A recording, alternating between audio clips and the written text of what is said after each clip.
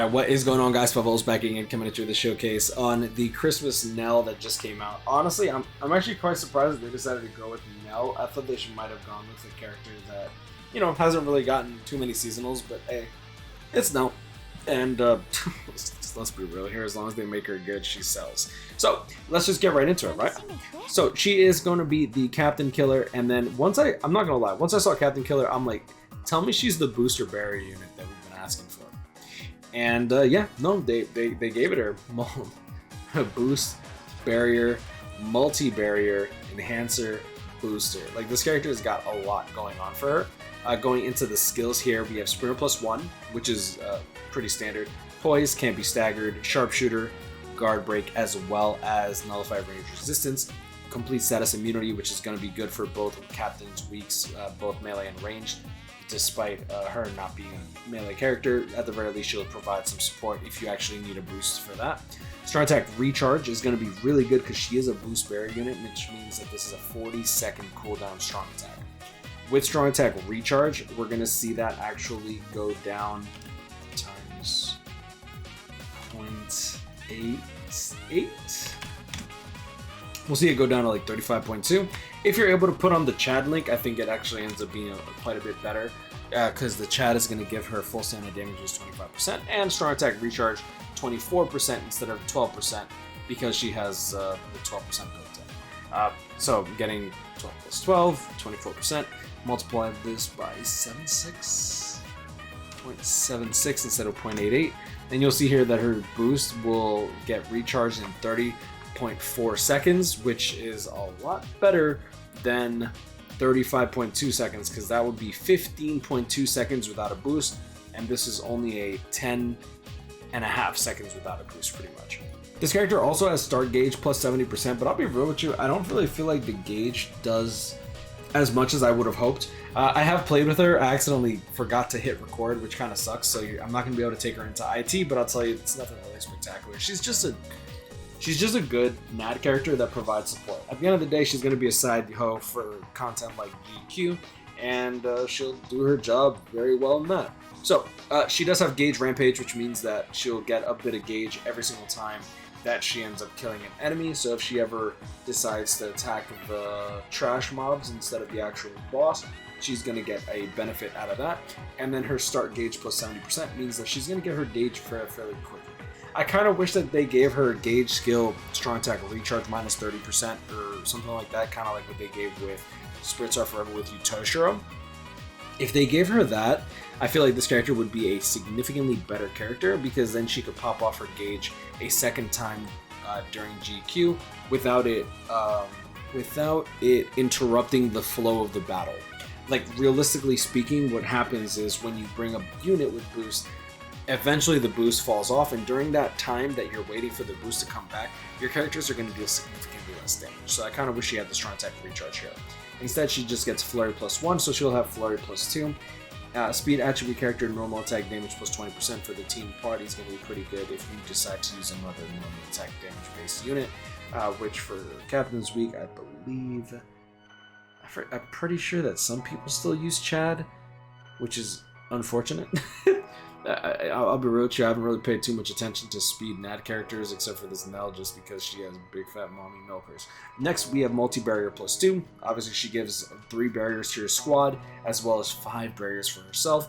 Booster plus 30%, which means that she boosts for 42.9%, and then she has Enhancer plus 10 seconds, which, if she didn't have this, she'd be garbage. I'll be real with you, almost every character that has boost that comes out nowadays needs to have Enhancer. If they don't have Enhancer, they're a bad character.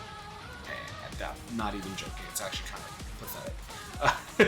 like a boost unit without an enhancer sucks, because then your boost is significantly worse. So we have attack 10 on her, Soul Trade normal attack damage 30%, which is going to scale very well with her Flurry +1/2 when her gauge is active. Then we also have a full standard damage boost here along with Focus.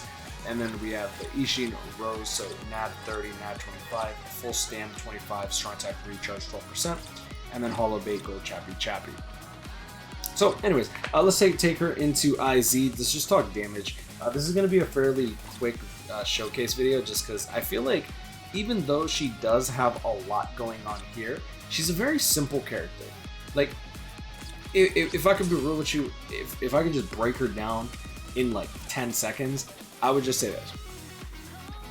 How do I put it? Melee collision, ranged NAD character with great utility.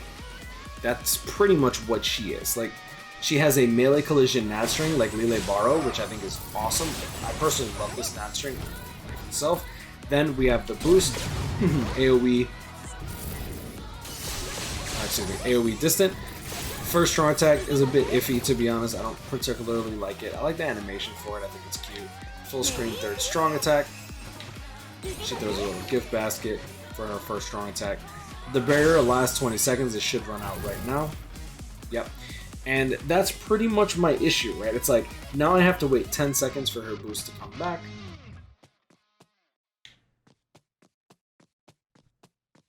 Boom, boom. And now we can deal big damage. Now she deals roughly 52 to 56,000 damage, which is pretty damn good. Her last hit of her NAD string actually hits for, I believe, 67,000.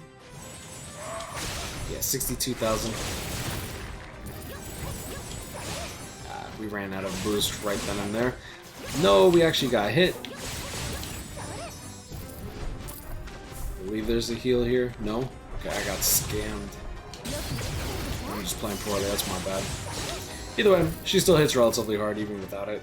Now, without her boost, right, without gauge, she's gonna hit relatively hard. Should be able to pop off our max health there.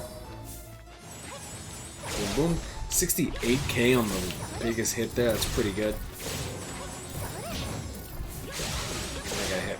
Either way, we can calculate the damage off that. So let's take into account her actual damage, right? We were dealing 56,000 damage. If we multiply this by 3, since she does have a 4-hit NAD string combo. 1, 2, 3, 4. So we have a 4-hit NAD hits combo. If we're dealing 56,000 and then hitting for 68,000 for the last hit, we're dealing 236,000 that we can see through our NAD. Keep in mind the enemies are dying in one hit.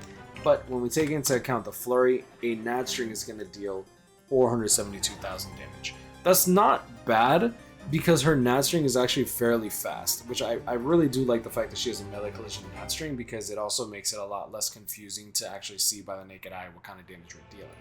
When she gets access to her for 708k, and that's pretty damn good damage. I don't really think it's overly complicated. I think that she's just an overall good unit, and the fact that this character has a booster as well as multi-barrier just means she's going to be a good slide for those that don't have Orihime. Now, do I recommend going too deep on this banner? Probably not. Just because like this banner will come back eventually, and I really do feel like Caleb is baiting something good for end of the year. Keep in mind that I do believe that we're probably going to get 1,000 of Blood War just based on the Bankai Live, and end of the year celebrations usually are pretty huge when it comes to 1,000 of Blood War. I think we've gotten 1,000 of Blood War for about 5 end of the year celebrations as opposed to normal banners. Like 1,000 year Blood Wars that I could think of off rip are Inohana Yachiru and Kenny, Ichigo Rukia, as well as what was the other one? Ichigo Rukia, Kenny. I'd probably look it up actually. No, it's actually not a bad idea. Let's pull it up here. If we go into the simulator and actually check out. There we go. Okay, cool. If we go to 1,000 Year Blood War and actually check out the characters that have been released, there's an end of the year banner right here, 2017. So since 1,000 Year Blood War was actually coming out, since 2017, we've gotten 1,000 Year Blood War banners one time, December. Yeah, that's right. We did get that. Okay. I actually forgot about that. So end of the year we got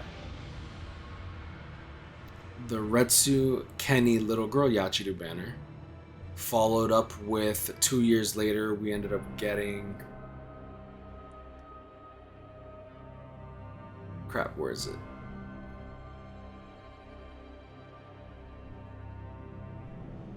Oh, I'm spacing, bro. Am I tweaking? I might be tweaking. They did so many reruns, bro. It's crazy. Yeah, so we got the Little Girl Yachiru, Kenny, Kenpachi. We got the Ichibei, Oetsu, Orihime. We got the Ichigo Rukia. So it's, I guess it's been half then, right? 2017, 2018, 2019, 2020. Never mind. A little bit less than half. But if we're getting 1,000 Year Blood War at the end of this year, it's going to be more than half at that point, and that means that you can pretty much expect like you have a 50-50 shot the end of the year is going to be 1,000 Year Blood War. And since we just got Core 2, and K-Lab obviously wants to bring up hype to the game, or they should want to bring up hype to the game, I should say. I feel like they've done a poor job at releasing 1,000 Year Blood War banners to capitalize on Season 1. Like, we only had 2 1,000 Year Blood War banners when Season 1 came out in an entire year, which I thought was kind of pathetic. Personally speaking, I thought it was kind of pathetic considering that K-Lab could have come out with like a lot of really cool banners, and K-Lab is still only completely late. I feel like K-Lab fumbles the bag, right? We got 2 Mugetsus ever in the 9 years that K-Lab's been putting out Bleach Brave Souls content, which is kind of crazy. So we'll see what's up. Maybe I'm just tripping. But anyways, I do think that the Nell's pretty good. She's not an overly complicated character. She's just a very good support unit. And even though I do think that she could have, I feel like Caleb should have given her the strong attack recharge gauge. I think she should perform just fine. I'll just be interested to see how well she ages. I feel like that's going to be the big thing here, like how well this character is.